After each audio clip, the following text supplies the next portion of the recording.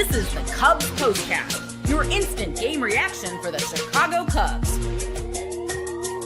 Part of the Locked On Podcast Network. Your team every day. Welcome into the Locked On Cubs Postcast here on the Locked On Cubs YouTube channel. Joe George here with you on all social media platforms at Joe George Radio. Another tough one for the Cubs in this one. They lose 8-2 in this first game of the four-game series against the St. Louis Cardinals. Today's episode is brought to you by FanDuel. Right now, new customers can get $200 in bonus bets when your first $5 bet wins.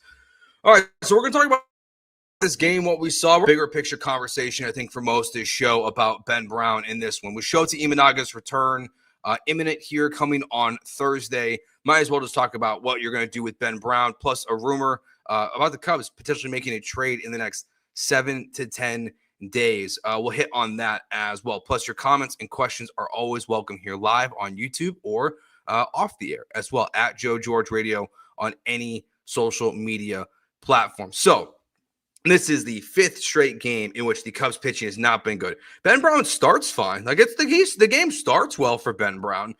It's kind of flipped the script for him for what he's been most of the season. Most of the time, it has been he's bad in the first, and then he kind of puts it back together before that third time through the order, and then it unravels. Today, he started off well, and then he gives up 4 two-run home runs. Let's start here kind of in reverse order. I don't really understand why he's in the baseball game there. In the 6th inning. Why is he still out there? He's given up 3 two-run home runs. I get it. Craig Counsell's response is going to be, well, we wanted him to go 6 because we're trying to save the bullpen. We got all these games coming up, blah, blah, blah, blah, blah. I get it. But he's given up 3 two-run home runs at that point in the game.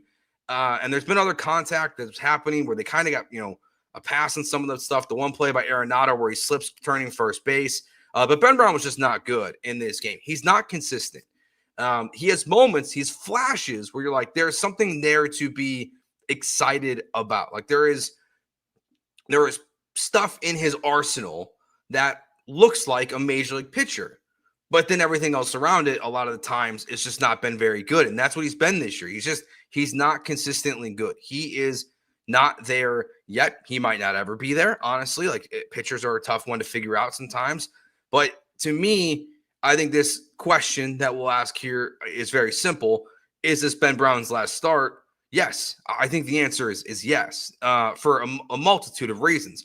We'll start here with what we just saw in the game today. Again, too many home runs allowed, getting guys on. When there is damage on, he's allowing it to turn into big-time damage. That's something the Cubs have done a good job most of the season outside of this last 5-game stretch where they're not allowing big-time damage. Like, think back to Jamison Time when he had those 2 starts where he allowed 7 home runs in 8 innings, or 8 home runs in 7 innings, whatever it was. Most of them were solo home runs. So I don't think Ben Brown has shown enough this season with what you've seen from guys like Taillon and Boyd, moments from Colin Ray, who's obviously, kind of regressing to the mean. And that's really the question, right? Is it going to be Colin Ray, or is it going to be Ben Brown that is removed from this rotation once Shota returns to the Cubs on Thursday? Unfortunately, I think when you have a performance like this, I think it has to be Ben Brown. Ben Brown has to go back to the minors. I don't think there's any question about it. I don't think it makes any sense to put him in the bullpen when a guy that most of this season has struggled in his first inning of a game. That's all you're really going out there to do in the bullpen is pitch 1, maybe 2 innings. Well, if you're not good in the first inning, then you can't be a bullpen pitcher either. So I think Ben Brown, it's an easy solution for a couple of reasons. One, he's been mostly bad this year. He hasn't been great for a consistent stretch. The start, he had 2 appearances. The one with the opener, he came in, he was very good after. His next start after that was good. So I would just, at this point, send him down to AAA with Shota Imanaga coming back. And the other reason why is if you make it someone else's move, then you're looking at sending someone down, DFAing someone, unless you think that you're going to move, just another bullpen guy back down, to the minors, keep doing this shuffle like you're doing the last 3 days where guys are going up and guys are coming down, and maybe Colin Ray or Ben Brown moves to the bullpen. But if you don't think they're viable options in the bullpen, then why would you do that either? So for me, when Shota comes back officially on Thursday, I'm sending down Ben Brown. I think it's the right decision for the short term. I think it's the right decision for the long term for Ben Brown. This is not the end of his career or anything like that. It's just right now he has work to do to be a major league pitcher, and we saw it in this game. This is the St. Louis Cardinals team that came in 24th, I think it was, in home runs in all of baseball. He gave up 4 of them in this game. He just has things he needs to get much better at if you're going to expect him to be part of this big league rotation. So send him to the minors. I think it's the easy solution. If you want to make the argument for Colin Ray, I will hear you on that. I do think we've seen a major regression from Colin Ray, and we don't need to see him in the rotation much longer, which I think we'll hit on here in the show in just a little bit, talking about some of the rumors that are out there for the Cubs right now. But you need guys to get healthy. You need guys, and hopefully with Shota coming back, that's step one. Porter Hodge was not good in his first outing, so we'll see what his next one looks like to come back to try to help the bullpen out. But yeah, it's just they need to figure out a way to get guys healthy. Miguel Amaya back around the All-Star break, Craig Counsell said today. So they need to get healthy, and they just need to start playing better baseball than they have of recent. It is the vibes are bad. The vibes are bad. Like I'm looking at the panic button. My hand's not over it yet, but I'm staring at it. And if you're panicking and you're hitting that button already, I understand because the pitching has been very discouraging over the last couple of days. Mark asked here, why was Dansby Hayward? That's a funny way to put it. Jason Hayward just DFA'd, hitting 5th in the lineup. Yeah, that's because Craig Counsell against lefties is not going to have Pete Crow-Armstrong batting 4th. He is going to spread out his lefties. Justin Turner is going to play instead of Michael Busch, which, again, I think if you've been listening to this show, it's very clear I do not agree with. Play him. Justin Turner, like, he gave you one positive at bat where it wasn't a double play. It was the grounder to the far second baseman's right side. So, it didn't turn into a double play there. The Cubs didn't do anything with it, which we'll hit on here coming out of the break. But, yeah, Dansby Swanson moves up in the order. PCA moves down. That's what's going on. Like, that's just the way Craig Counsell does it. I don't necessarily agree with it. I think that, I kind of want to see these lefties, like, when the whole team's scuffling, right? Like it's the lineup is not hitting in the way that you want it to. So, like, is it unfair to ask, like, what's the difference between Michael Busch against a lefty and Justin Turner against a lefty? No. Is it unfair to ask what's the difference between having Pete Crow-Armstrong, who's not been good statistically this year against lefties, batting 4th instead of Dansby Swanson? No. No, it's not. It's not unfair to ask that. So I'd be fine with any of those things. But another bad day at the ballpark for the Cubs in a pivotal series here against the St. Louis Cardinals. We'll take a break. We'll talk about where the lineup came up short in this one because they had their moments as well in this game. And plus, we'll talk about the other rumor that's floating around there, or report, I guess you would call it, from Bruce Levine about what the Cubs also might do in the next 7 to 10 days. We'll get to that next here on the Locked On Cubs postcast on the Locked On Cubs YouTube channel.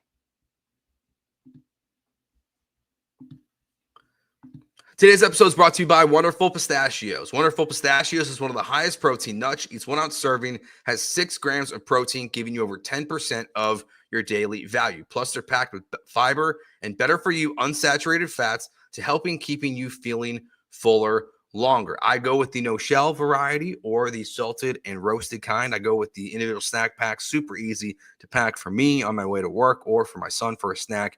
Super easy, and that's why I go with those. So get snacking and get snacking with the snack that packs a protein punch.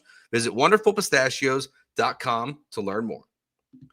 Today's show is also brought to you by FanDuel. The MLB season is heating up, and every game brings clutch hits, standout pitching, and unforgettable moments. From walk-off homers to no-hitters in the making, there's no shortage of drama on the diamond, and no better time to get in on the action. FanDuel makes it easy to stay in the game before tip-off and live with player props, performance trends, and same-game parlays. Fans have more ways than ever to play smart and win big. I said this yesterday, so the way the Cubs pitching is going right now, I'm going to be staring and playing overs on a consistent basis. The way it's going right now. Over-under in this game tonight was 8.5. They cleared that with 10. So until the Cubs start pitching better, I'm just going to play the over every night because the Cubs lineup can hit too, but they also can't pitch. So Try to make some money off your sadness if you can. So if you're new to FanDuel, it's the perfect time to sign up. Head to FanDuel.com and place your first $5 bet. If it wins, you'll get $200 in bonus bets. Make every moment more with FanDuel, the official sports betting partner of the NBA. All right, your questions and comments, welcome here live on YouTube. Let's start here with the rumor, and let's start here with the lineup today. So we talked about the lineup construction there. I know people don't like it. I don't like it. I don't disagree. But again, the Cubs did have two moments today specifically where the lineup came up short. Now, in the end, would it have mattered with the way Ben Brown was pitching? Probably not. I'm not gonna, say it's the lineup's fault they lost this game. It's absolutely, it's on Ben Brown in this one. Giving up 4 2-run home runs is not good enough. But we did have some momentum we were watching in terms of what the Cubs were doing on the field. So the top of the fifth, PCA leads off with a double. So you got a runner on second with no outs. Carson Kelly, who I agree with what JD was saying there on the broadcast, does feel like his bat is starting to feel a little bit better right now, gets the RBI single. So it's 2-1 Cardinals there in the top of the fifth inning. Nico Hoerner gets a single. So it's first and second with no outs. You're feeling good. Justin Turner hits that ground ball we just mentioned there to second base, but it's well enough hit that you can't get a double play out of it. So it's second and third with 1 out. So you're down by 1, runners on second and third. Cubs are going to take the lead here. Then all of a sudden, Matt Shaw walks, bases loaded, vibes are good. First pitch, ground ball double play for Ian Happ. Can't happen. That cannot happen. You need Ian Happ to come through there. In the way it's been going right now, you got bases loaded. Matt Shaw, who's been struggling, gets the walk. Unfortunately, hits right into the double play for the Cubs there, and the inning is over. Then again, in the top of the seventh, Pete Crow-Armstrong hits another double. So good day at the plate for him at least. Nico Hoerner gets the single.